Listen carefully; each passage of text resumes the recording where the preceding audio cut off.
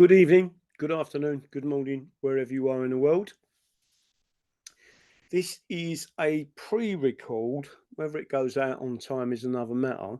But I'm going to try and upload it to our channel. I think it's important that people understand exactly some issues. So I'm going to do some very short, quick, sharp elements for everyone to understand. And I'm going to start by doing this and bringing it up on the screen, hopefully. Let's see if I can get up there. Let me see if I can go on and bring it on the screen as we speak, right? So, yes, I know I'm not centralized. It seems to have covered a lot more of that side, but this side, I could turn the camera, but I won't bother at the moment, right? But everyone should understand this is just about what I'm going to do, right? So what I'm going to do now is hopefully share not the entire screen or a tab. Let's see if I can square this off, right? So hopefully what you're seeing on your screen is Halsbury's Laws of England, 4th edition, volume number 8, right? Compulsory acquisition of land, conflict of laws, which is really important because it spells out the jurisdiction and it spells out what is and is not a country, and constitutional law, right? So again, I'm just going to make sure everyone gets this. What I'm going to do is go to this paragraph or this page in the book, conflict of laws.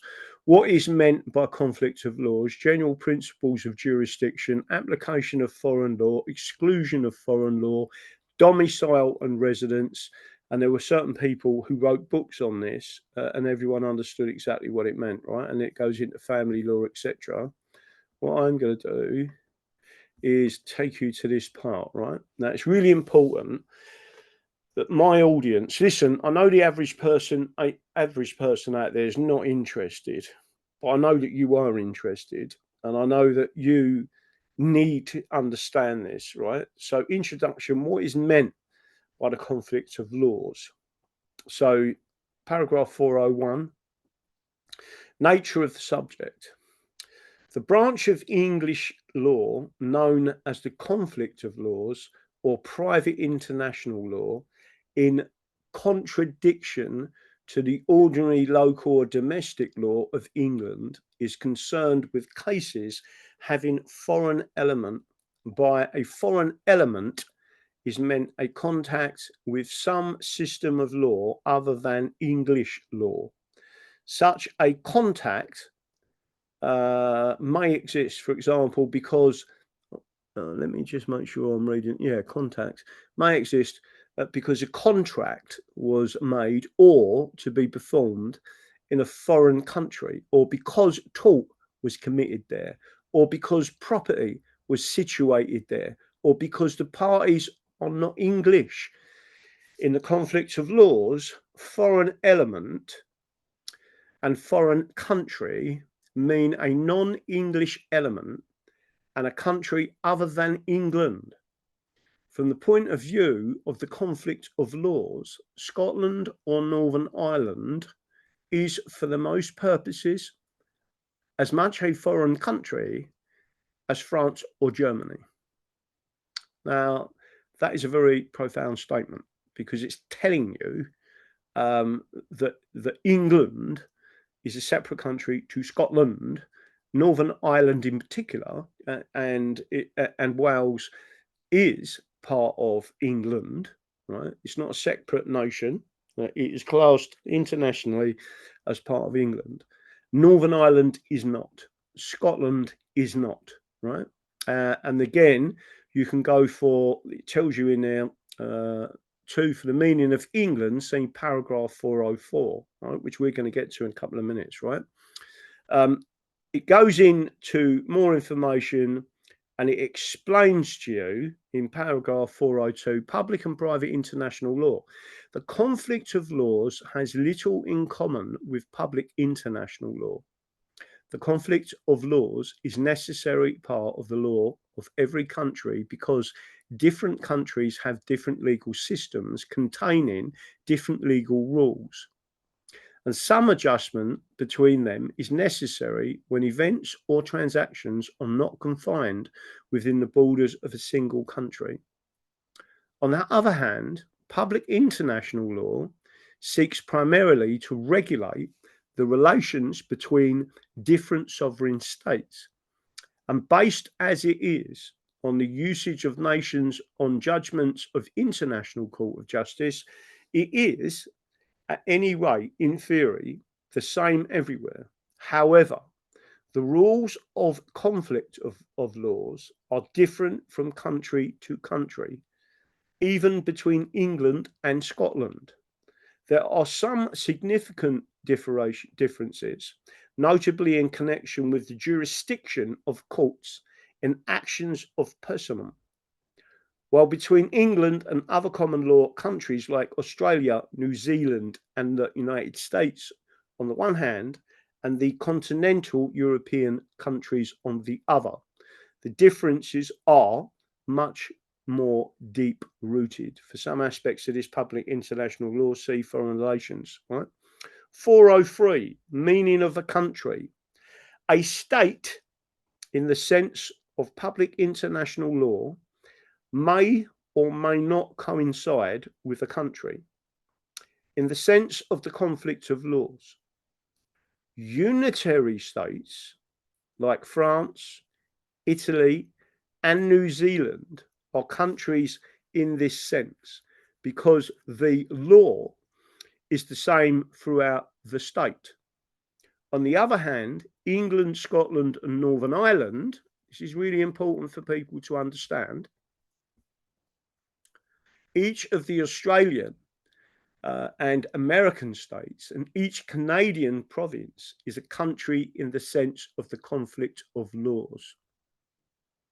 Because each has a separate legal system, although none of them is a state known to the public international law. However, for some purposes, larger units than these may constitute countries. Thus, the United Kingdom is one country for the purposes of the law of bills of exchange. Great Britain is one country for the purposes of the law of companies, corporations, and the adoption of children.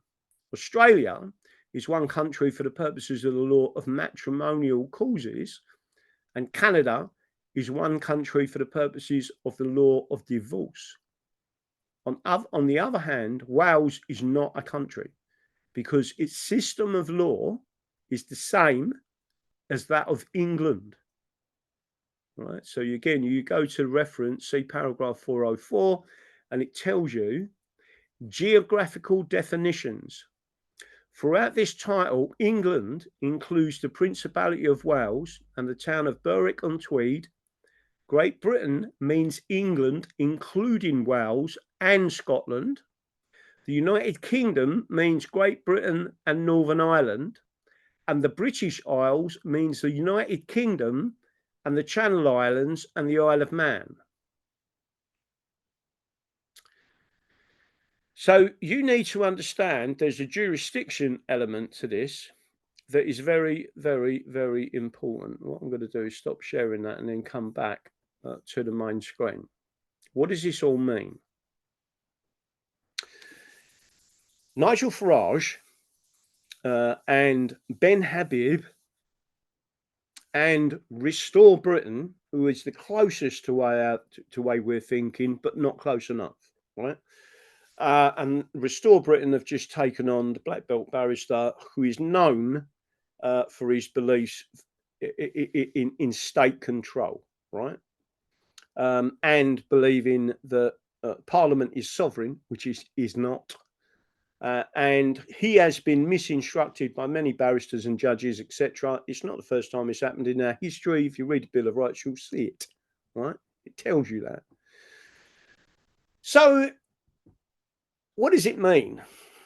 In the simplest possible terms, this is what it means. Britain is an island. Britain is an island. It contains two countries as defined in law, English law and international law. Scotland and England. And Wales is a principality, and because it is a common law jurisdiction, it is part of the country of England.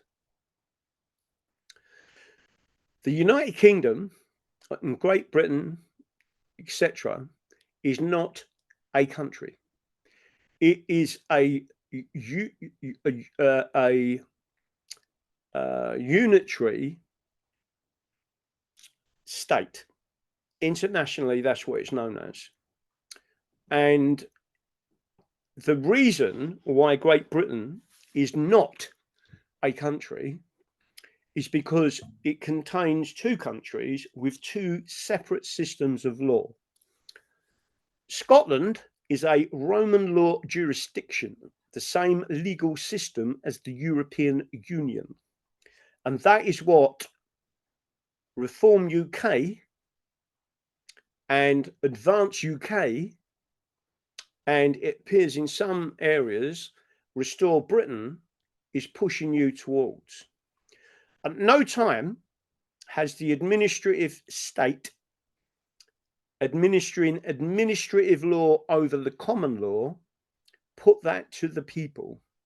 They are trying to remove England as a country and the common law jurisdiction, which removes the safeguards put in place by our ancestors for your children and great-great-grandchildren.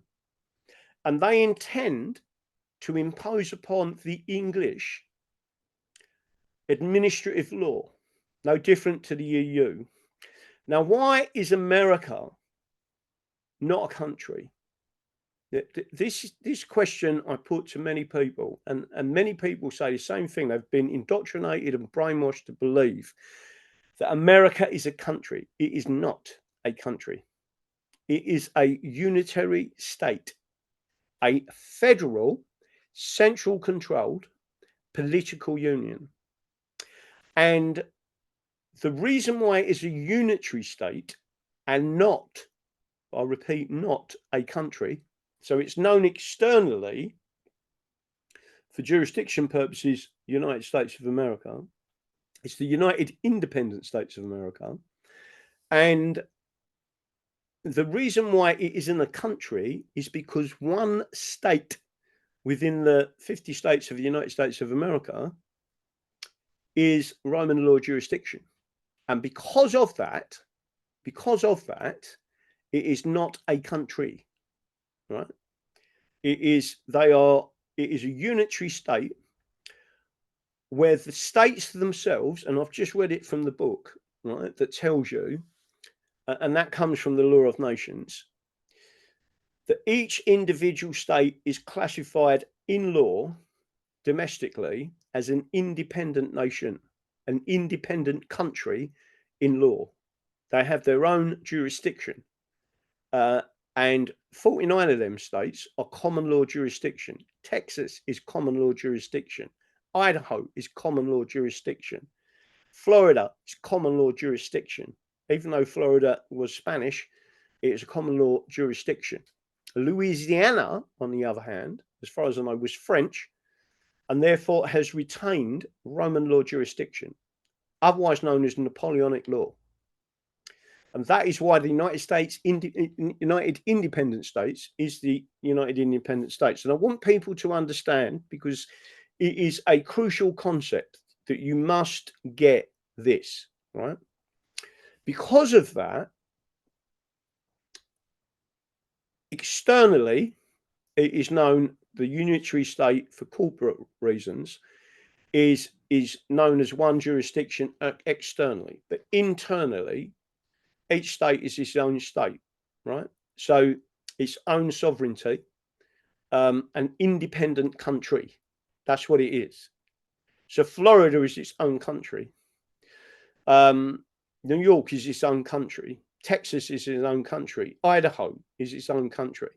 Washington, as a state, is its own country, right? Which is why President Trump has to ask permission, or he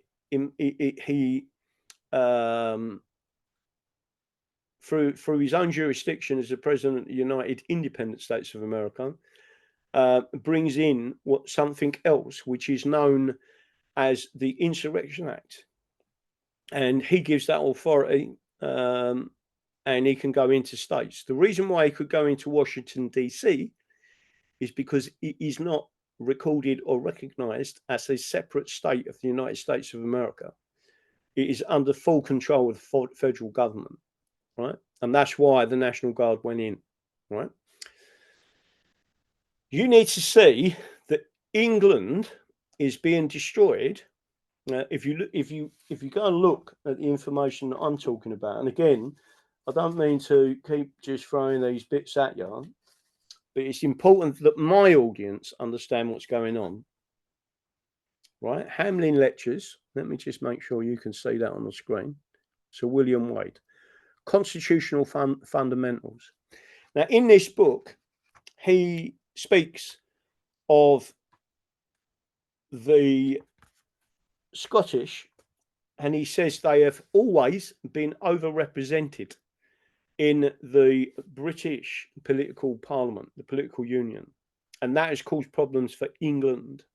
And what you are seeing is the Roman law jurisdiction, which includes partly the Holy Roman See and the Holy Roman Empire, imposing their will upon England, right? Which, again, if anyone understands this, the law books also state that the civil service must not have communists or fascists within their ranks. And if they do, they must be purged, right? That states that in the same book that I've just read for you. If you want me to show it to you again, I will. So it's important that everyone understands that what I've been saying online for years and years and years and years, that David Starkey, although we agree on some things and not on others, which is fair enough, but we will not. David Starkey has been effectively cancelled by GB News and Talk TV and every other platform because he made the fateful error of telling people live on air the truth. And the truth is that the United Kingdom is not a country, it's a unitary state, no different to the USSR and no different to the European Union. And the only way that they can destroy England and the English and our rights is to remove the common law jurisdiction via regionalisation and make you into regional units of an administrative state, right? The unitary state divides you up, and that is the United Kingdom doing that. They then will impose full Roman law jurisdiction, which has come from Scotland and the European Union, particularly France. So regionalisation is completely part of a long-term plan to destroy England. The British Nationality Act 1948 and the British Nationality Act 1981 is the pure reason why you cannot put English, Scottish, Welsh or Irish on any official documentation that refers to the unitary state, otherwise known as Britain, Great Britain or the United Kingdom, because they seek to destroy. And they're not just seeking to destroy England, they seek to destroy Wales long term, Scotland and Northern Ireland. Northern Ireland will no longer exist if people like Rupert Lowe, Ben Habib and Nigel Farage and Mohammed, whatever his name is, who's part of Reform UK, Zia Zakhoff, or whatever name that they want to give him, his full name being Mohammed something Zakhoff, right? In effect, you have got two unionist and UK parties headed by Mohammedans that seek to destroy England. And that is why Ben Habib is being supported by the Zionist Tommy Robinson. So the English have never been supported by Israel. The unitary state of Great Britain or United Kingdom, whatever way you want to describe it,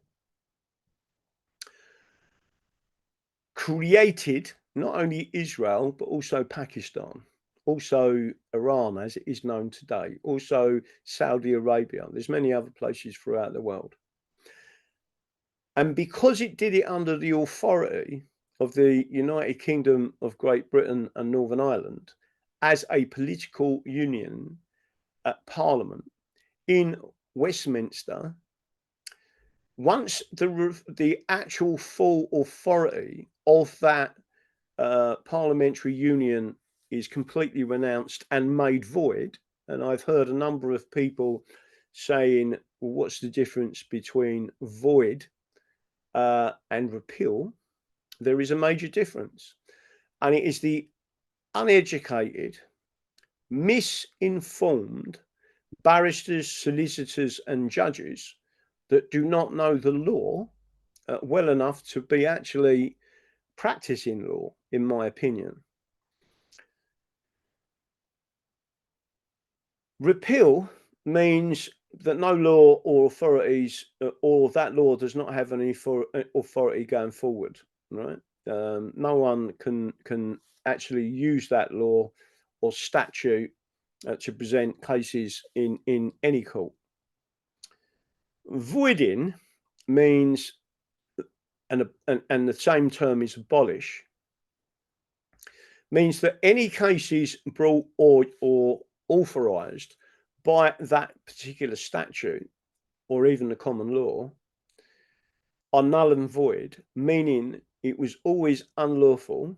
If it's been made null and void, none of the stare decisis precedents set using those authorities are law, because it was always unlawful. And therefore, just to make sure everyone's aware, in England, there is no such thing as bad law, because the English and the common law does not allow bad law to exist. That means if you null and void a law, everything that happened under it is unlawful and gone, right? So again, I've also heard people say that the St. George's flag is being used all over England as part of a conspiracy by the Fabian Society. That is absolute bullshit. That is completely untrue. That is fake news. One group of people, if any, anywhere in the world, that do not want to see the St. George's flag for any reason whatsoever, or any mention of England whatsoever, are the Fabian Society and a group of people that are associated with the Fabian Society, or two groups of people. One is the Muslim Brotherhood, the other is Common Purpose. They all seek to destroy England as a country. All right. So once you understand what is going on, so go back to the first part of the video. I have just told you what the law is, right? That's from the law books. They're the receipts. That's what it says. That's not me saying it. That's what the law says, right? The problem you've got is many of these lawyers and barristers and solicitors who have become judges are corrupt to the core. They are ideologically driven and not driven by impartiality for the rule of law, the Constitution of England. Right? So again, this book, which I'll show you again, one of our greatest scholars, Sir William Wade, Constitutional Fundamentals, Hamlin Lectures, which is free online if you want to read the PDF from Exeter University. He states in that book and that lecture, and in various other law books which it's referenced, he actually states that the Constitution is superior. The Constitution itself, the English Constitution itself, is sovereign, right? Just to make sure you fully understand what I am trying to get at here, right? So William Wade and many others state that Parliament is not sovereign.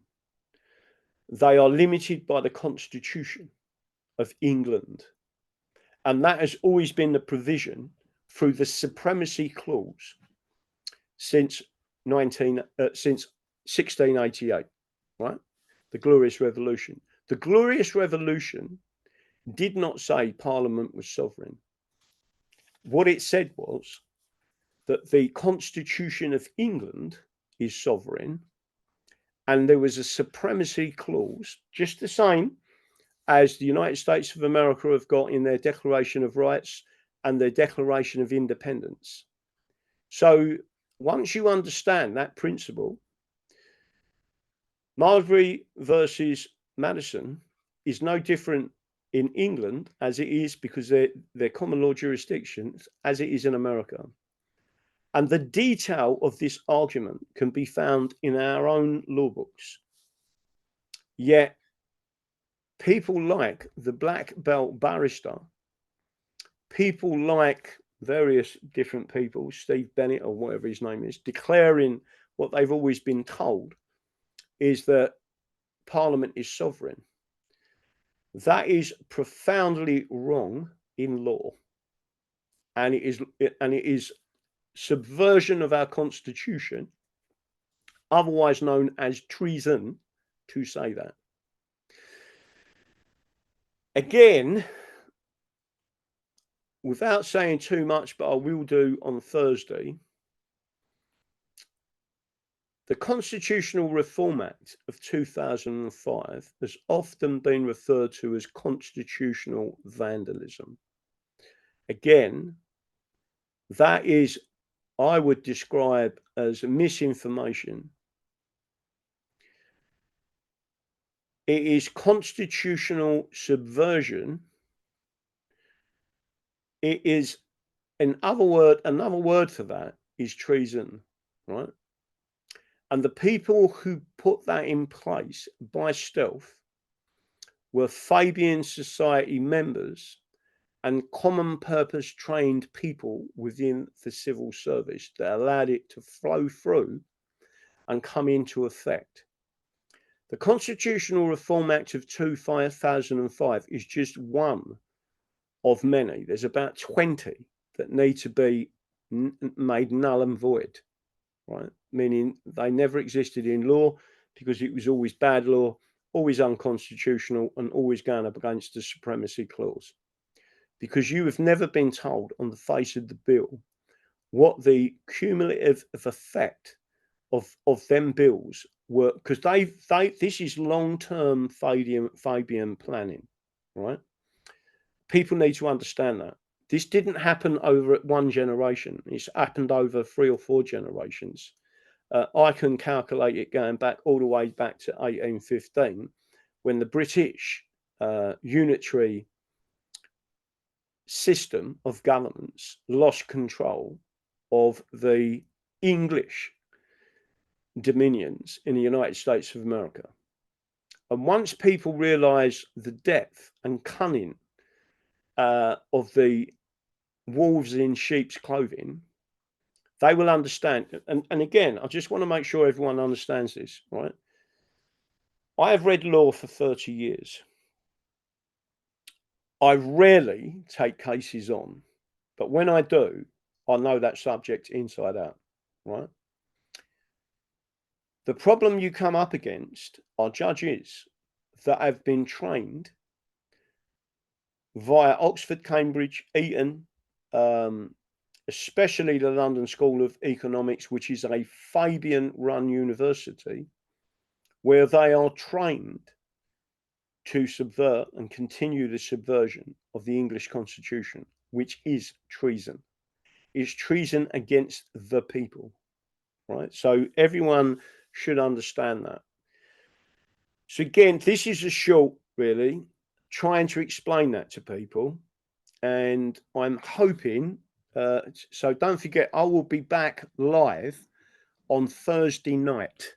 I am staying off social media. I am staying off lives.